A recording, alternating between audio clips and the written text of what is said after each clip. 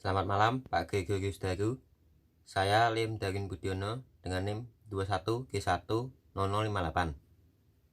Di video reaction kali ini saya akan membahas tentang ringkasan dari buku atau artikel yang berjudul Filsafat Berpikir, Teknik-teknik Berpikir Logis Kontra Kesesatan Berpikir oleh Ainur Rahman Hidayat. Dimulai dengan bab 1, yaitu pengertian logika. Pengertian logika secara etimologis dan terminologis. Pengertian dari kata logika itu logos secara etimologis diturunkan dari kata sifat logike yang dapat diartikan sebagai pikiran atau kata. Dari segi etimologis itu yang berasal dari kata Yunani yang logos itu digunakan dalam beberapa arti seperti ucapan, bahasa, kata, pengertian, pikiran, akal budi, dan ilmu. Dari kata logos kemudian diturunkan kata sifat logis yang sudah sangat sering terdengar dalam percakapan kita sehari-hari. Dalam semua kasus itu, kata logis digunakan dalam arti yang kurang lebih sama dengan masuk akal. Singkatnya, segala sesuatu yang sesuai dengan dan dapat diterima oleh akal sehat.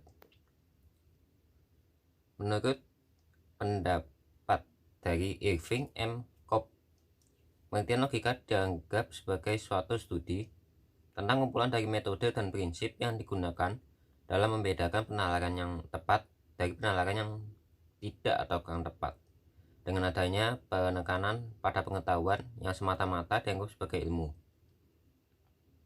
Kumpulan pengertian menurut beberapa ahli dapat diartikan seperti ini. Logika adalah metode untuk berpikir dengan benar, dengan juga menggunakan hati nurani, agar terhindar dari kesalahan dalam berpikir dan juga menggerakkan pikiran pada jalan yang lurus untuk memperoleh suatu kebenaran. Dapat disimpulkan bahwa logika merupakan ilmu yang mengajarkan metode atau cara untuk dapat berpikir dengan benar dan juga dengan hati nurani, supaya tidak terjadi kesalahan dalam berpikir untuk mewujudkan pengembangan pemikiran yang lurus atau benar, agar dapat membedakan penalaran yang tepat dari penalaran yang kurang atau tidak tepat. Logika tidak hanya menyangkut soal pengetahuan, juga soal kemampuan atau keterampilan yang berkaitan erat satu sama lain. Pengetahuan tentang metode dan prinsip berpikir juga tidak dengan sendirinya akan membuat seseorang dapat terampil dalam berpikir. Harus terus-menerus dilatih dan dikembangkan untuk terus mengasah kemampuan akal budi. Lalu ada ruang lingkup logika. Target sebuah logika yaitu adalah manusia itu sendiri, karena hanya manusia yang mampu melakukan aktivitas berpikir, yaitu dari budi atau berpikirnya. Aturan berpikir dipelajari dalam logika agar manusia dapat berpikir dengan semestinya, sehingga tercipta teknik-teknik berpikir yang menuntun cara berpikir lurus. Logika bersifat a priori. Kebenaran logika tidak dapat ditemukan dan diuji secara empiris, tetapi kebenaran diuji secara akal. Objek logika itu ada dua, yaitu objek material, yaitu penalaran atau cara berpikir, kegiatan pikiran, akal budi manusia.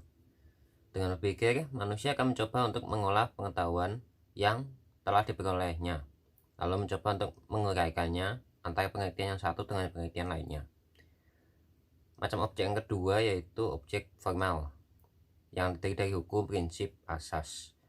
Unsur-unsur tersebut akan terus mengalami perkembangan yang selanjutnya muncul produk berpikir yang dapat berupa konsep, proposisi yang diekspresikan dalam bentuk ungkapan, lisanan, atau tulisan.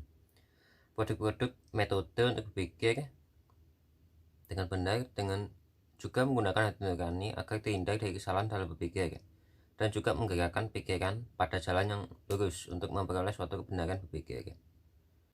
Pikiran itu merupakan perkataan, dan logika merupakan patokan, hukum, atau rumus berpikir.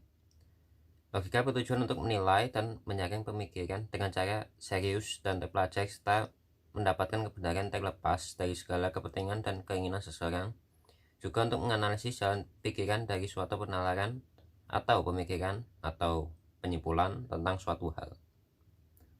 Logika juga ada kegunaan-kegunaannya. Di antaranya yaitu satu, membentuk daya pikir menjadi lebih tajam dan berkembang, yang nantinya daya pikir tersebut akan mampu menganalisis serta mengungkap permasalahan secara runtut dan ilmiah. Kedua, logika dapat membantu manusia untuk berpikir lebih efektif dan efisien. Tiga, logika mampu untuk membedakan alur pikir yang benar dan yang keliru atau salah. Keempat, logika dapat membantu manusia untuk berpikir secara rasional, kritis, lurus, tetap, tertib, metodis, dan koheren. Kelima, logika mampu meningkatkan kemampuan berpikir secara abstrak, cermat, dan objektif. Keenam, logika mampu untuk menambah kecerdasan dan meningkatkan kemampuan berpikir secara tajam dan mandiri. 7, logika dapat memaksa dan mendorong orang untuk berpikir sendiri dengan menggunakan asas-asas sistematis.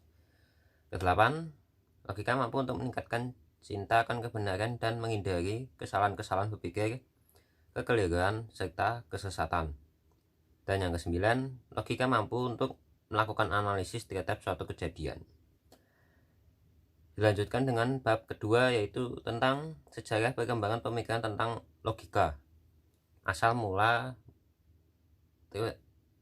munculnya logika diawali dengan masa dari abad Yunani kuno.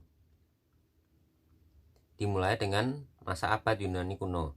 Zeno dari Citium disebut-sebut dalam sejarah sebagai peletak batu pertama digunakannya istilah logika.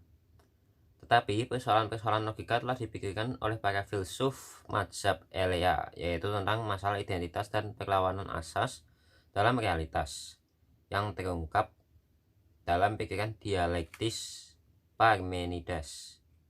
Berlanjut pada menjadikan pikiran secara eksplisit sebagai fokus pemikiran atau objek material, dimulai oleh kaum sofis, salah satunya Gorgias. Inti dari konsepnya, manusia masih belum mempunyai pengetahuan yang murni, tidak dapat dijelaskan. Socrates menggunakan metode ironi dan maieutika tekne yang de facto mengembangkan metode induktif.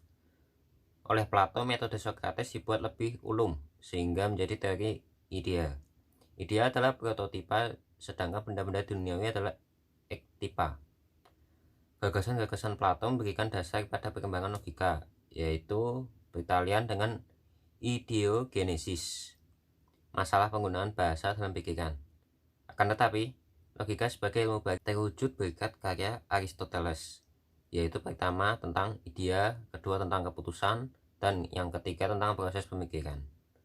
Dilanjutkan lagi oleh Theophrastus yang mengembangkan logika Aristoteles, dan kaum Stoa yang mengembangkan logika proposisi dan bentuk-bentuk berpikir sistematis. Kemudian logika mengalami era dekadensi seiring dengan perkembangan ilmu yang menjadi dangkal dan sederhana. Setelah itu dilanjutkan lagi oleh Thales, filsuf Yunani pertama yang mencoba untuk memecahkan rahasia alam semesta. Yang paling terkenal dalam penalarannya adalah Thales mengatakan bahwa air adalah arche, yang dalam bahasa Yunani berarti prinsip atau asas utama alam semesta. Saat itu juga Thales telah mengenalkan logika induktif. Lalu ada Socrates lagi yang profilnya adalah lahir di Athena. Peninggalan pemikiran Socrates kali ini yang paling penting ada pada cara dia berfilsafat dengan mengejar satu definisi absolut atas satu permasalahan melalui satu dialektika. Pengejaran pengetahuan hakiki melalui penalaran dialektis menjadi pembuka jalan bagi filsuf selanjutnya. Manusia menjadi objek filsafat yang penting setelah sebelumnya dilupakan oleh para pemikir hakikat alam semesta. Pemikiran tentang manusia ini menjadi landasan bagi perkembangan filsafat etika dan epistemologi. Logika itu pertama-tama disusun oleh Aristoteles sebagai ilmu tentang hukum-hukum berpikir guna memelihara jalan pikiran dari setiap kekeliruan. Logika sebagai ilmu baru pada waktu itu disebut dengan nama analitika dan dialektika. kumpulan karya tulis Aristoteles mengenai logika diberi nama Organon. Logika Aristoteles adalah suatu sistem berpikir yang bahkan sampai saat ini masih dianggap sebagai dasar dari setiap pelajaran tentang logika formal. Analitik adalah ilmu logika yang berdasarkan pada prinsip, premis-premis yang diasumsikan itu adalah benar. Salah satu konsep dasar dari logika Aristoteles adalah silogisme. Logika Aristoteles mempengaruhi cara berpikir umat manusia selama 2000 tahun, yang merupakan 4 jenis aturan penalaran atau yang disebut juga sebagai penalaran silogistik. Silogisme adalah pasangan dalil yang digabungkan akan memberikan suatu simpulan yang baru. Dialektika merupakan hasil dari gerakan ilmu pengetahuan revolusioner selama seabad yang dilakukan oleh pekerja-pekerja intelektual berawal dari proposisi yang masih diragukan kebenarannya. Dilanjutkan pada abad pertengahan, perkembangan logika masih berkisar pada konsep logikanya milik Aristoteles, terutama predikasi dan logika proposisi. Lalu muncul adanya para filsuf Arab yang menekankan pada pentingnya pendalaman logika suposisi untuk menerangkan kesesatan logis. Hal lain yang dibahas adalah ciri-ciri term sebagai simbol tata bahasa dari konsep-konsep. Pada abad ke-13 sampai 15, logika modern mengalami perkembangan yang cukup signifikan setelah ditemukannya metode logika baru oleh Raymond Lullus. Metode yang dimaksud adalah ars magna, yakni semacam aljabar pengertian untuk membuktikan kebenaran-kebenaran tertinggi. Lalu ada juga filsuf yang bernama Al-Farabi, dikenal juga dengan sebutan guru kedua setelah Aristoteles. Disebut sebagai guru kedua karena kemampuannya dalam memahami logika yang dibahas oleh Aristoteles, yang Aristoteles itu juga disebut sebagai guru pertama dalam ilmu filsafat. Dia adalah filsuf Islam pertama yang berupaya menghadapkan, mempertalikan, dan sejauh mungkin menyelaraskan filsafat politik Yunani klasik dengan Islam, serta berupaya membuatnya bisa dimengerti di dalam konteks agama-agama wahyu. Logika pada perkembangannya kemudian sempat mengalami masa dekadensi yang panjang. Logika bahkan dianggap sudah tidak bernilai dan dangkal sekali. Barulah pada abad ke-13 sampai dengan abad 15 tadi, tampil beberapa tokoh lain seperti Petrus Hispanus, Roger Bacon, Raymundus Lullus, dan Wilhelm Ockham yang coba mengangkat kembali ilmu logika sebagai salah satu ilmu yang penting untuk disejajarkan dengan ilmu-ilmu penting lainnya. Lalu masuk pada abad, bisa dibilang abad saat ini, yaitu abad modern. Thomas Hobbes yang ajarannya didominasi oleh paham nominalisme, pemikiran yang dipandang sebagai suatu proses manipulasi tanda-tanda verbal, dan mirip operasi yang dipandang sebagai suatu proses manipulasi tanda-tanda verbal dan mirip operasi matematik. Logika ternyata perlu dilengkapi oleh metode lain, yaitu analisis geometri dan aljabar, yang mempunyai kelebihan sebagai berikut, yaitu tidak terima apapun sebagai benar kecuali kalau diyakini sendiri bahwa itu benar. Lalu memilah masalah menjadi bagian-bagian terkecil untuk mempermudah penyelesaian. Lalu berpikir runtut dari yang paling sederhana sampai yang paling rumit. Lalu yang terakhir adalah perincian yang lengkap dan pemeriksaan menyeluruh diperlukan supaya tidak ada yang terlupakan. Ada juga yang bernama John Stuart Mill. Dia juga mengusung metode induktif, tetapi tujuannya untuk menemukan hubungan kausalitas fenomena. Hubungan kausalitas itu hubungan sebab akibat. Bagi Mill, sebab suatu kejadian dimaknai sebagai seluruh jumlah kondisi positif dan negatif yang diperlukan. Metode induktifnya dibagi dalam 5 golongan, yaitu metode mencocokkan, metode membedakan, metode mencocokkan tapi yang menjadi gabungan 1 dan 2, Lalu ada metode perubahan selang-seling yang seiring, dan yang terakhir adalah metode menyisakan. Lalu muncul juga ada Kant, munculkan konsep logika transendental karena ajaran logikanya membicarakan tentang bentuk-bentuk pikiran pada umumnya. Disebut transendental karena juga melampaui batas pengalaman manusia, yaitu ajaran antene, akal dalam berdialog dengan realitas. Antene akal tersebut adalah aspek kuantitas yang terdiri dari unsur kesatuan, kejamakan, dan keutuhan. Juga ada aspek kualitas yang terdiri dari realitas, negasi, dan limitasi. Lalu ada lagi juga aspek relasi, terdiri dari substansi, aksidensi, sebab akibat, dan interaksi timbal balik.